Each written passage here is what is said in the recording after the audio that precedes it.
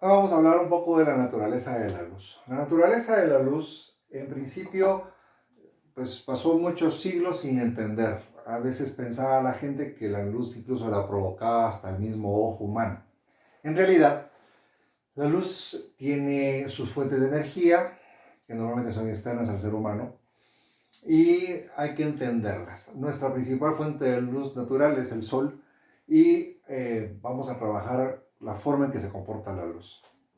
Durante muchos siglos existió la idea de que la luz era un corpúsculo, una partícula, y por otro lado que se manifestaba por medio de vibraciones. Lo del corpúsculo y la partícula tenía un dilema allí, porque normalmente la partícula está asociada a un concepto llamado masa. La luz no posee masa. Esa característica le da la posibilidad de poder viajar a una velocidad de 3 por 10 a la 8 metros sobre segundo, que en física es nuestra frontera o el límite máximo para poder desplazar. Esto solo lo logra la luz sin el uso, bueno, porque no tiene masa. Estas partículas normalmente han sido llamadas fotón y lo que sí poseen es energía. Entonces hay una energía del fotón.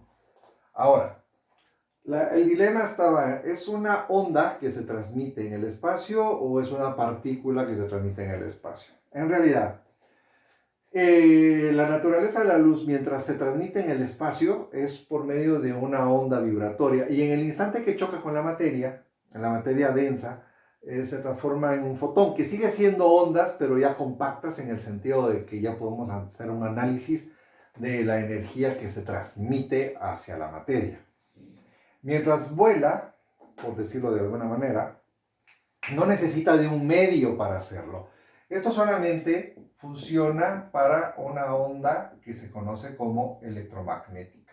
Las ondas electromagnéticas no necesitan de medio para trasladarse. El ejemplo clásico es el Sol. Entre el Sol y el planeta Tierra realmente hay muchos espacios que casi se pueden catalogar como vacíos y por allí se traslada toda la energía electromagnética de toda índole, ¿no? Está el calor, están los rayos ultravioleta, la luz visible, un poquito de rayos X, incluso microondas, infrarrojo, etcétera. Esta luz electromagnética se traslada de manera casi siempre a una velocidad de 3 por 10 a la 8 metros sobre segundo. Cuando entra a atmósferas densas, pues a lo mejor varía. ¿Por qué? Porque la velocidad va a disminuir. Esto ya entraría en un proceso de refracción óptica que hace que se atenúe un poco la velocidad de la luz. A ver, las ondas normalmente tienen ciertas características. Una onda se puede representar de forma senoidal o cosenoidal. De forma senoidal comienza desde el cero, tanto para el tiempo como para la amplitud. Y en la cosenoidal pues comienza a corrida a 90 grados. Trabajando la forma senoidal pues podemos determinar que la longitud de onda se relaciona, es el tamaño de la onda para que antes de que se vuelva a repetir. O sea, entre este punto y este punto, a nosotros vamos a determinar la longitud de la onda. Estas ondas se van repitiendo y normalmente tienen patrones. Eso quiere decir que la longitud de onda de la luz ultravioleta tiene una longitud muy establecida. Del color rojo tiene una longitud de onda muy establecida. Y cada longitud de onda pues está relacionado con la velocidad de la luz, que es un tope total, y otra cantidad física que se llama frecuencia. La frecuencia es la cantidad de ondas que hay en un segundo. Entonces, normalmente, la frecuencia, que va a ser designada por esa letra griega llamada nu, es el número de ondas que hay en un segundo. En un segundo. Ahora, si nosotros podemos hacer esta interpretación de número de ondas que hay en un segundo, a veces no sabemos cuántas ondas hay en un segundo, pero sí en un intervalo del segundo. Por ejemplo, si yo aquí dibujara, no sé, cuatro ondas, y ya con 4 ondas tenemos un segundo, bueno, sabemos que son 4 ondas en un segundo.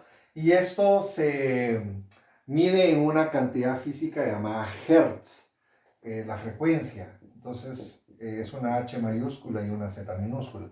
Pero ¿qué pasaría si en lugar de determinar que en 4 ondas han transcurrido un segundo, sino que en una sola onda hay 0.25 segundos? Entonces yo puedo decir, a ver, ¿cuántas ondas conozco? Bueno, una. ¿Y cuánto tiempo es el que le llevó a esta concretarse? 0.25 segundos. Esto me va a dar igual 4 Hz.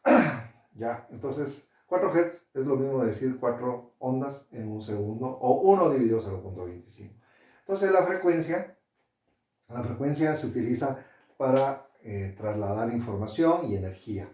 Por ejemplo, en las ondas de radio, tanto la AM como FM, pues aparecen ahí en el dial el concepto de Hertz. Entonces ahí hay, para FM normalmente es megahertz, que son millones de hertz. La frecuencia va variando de acuerdo a el rango del espectro electromagnético donde se encuentra. Ahora, hay una relación directa entre la velocidad de la luz, la frecuencia y la longitud de onda. Eso quiere decir, este es un valor constante que normalmente siempre vamos a tener, 3 por 10 a la 8. Esta es la frecuencia y esta es su longitud. Entonces podemos relacionar frecuencia, longitud y velocidad de la luz.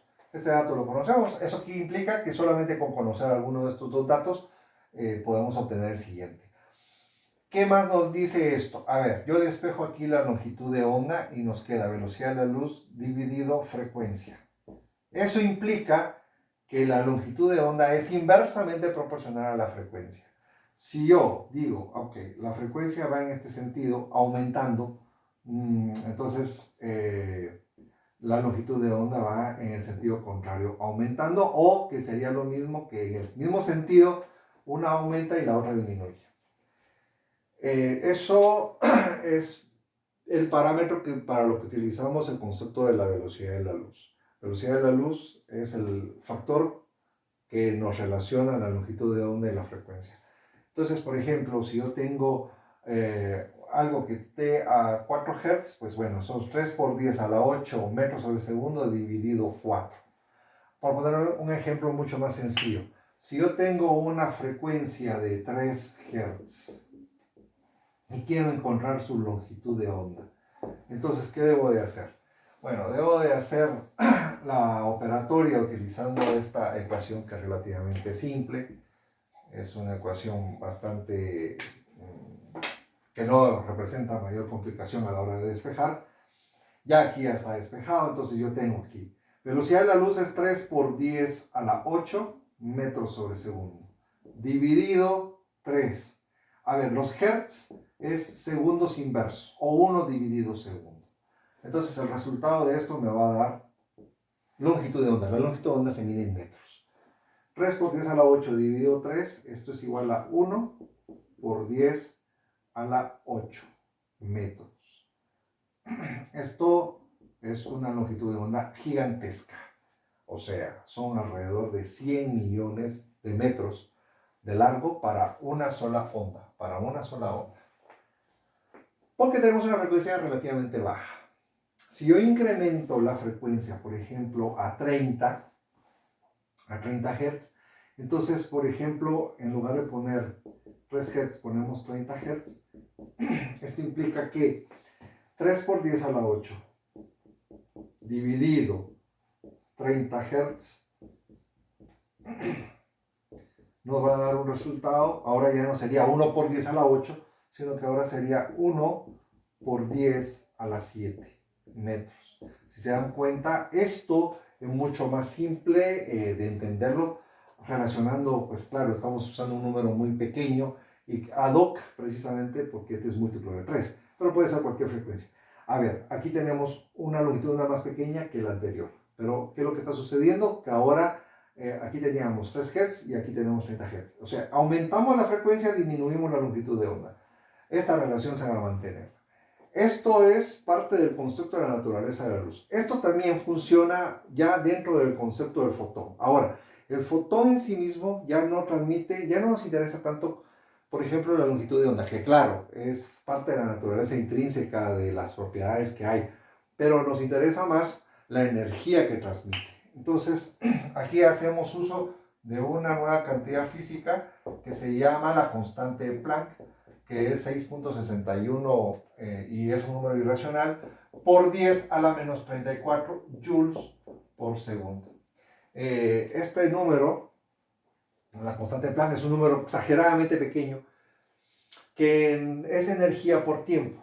Esta constante de Planck multiplicada, la constante de Planck por la frecuencia, nos va a dar la energía de un paquete de ondas que normalmente se llaman fotones.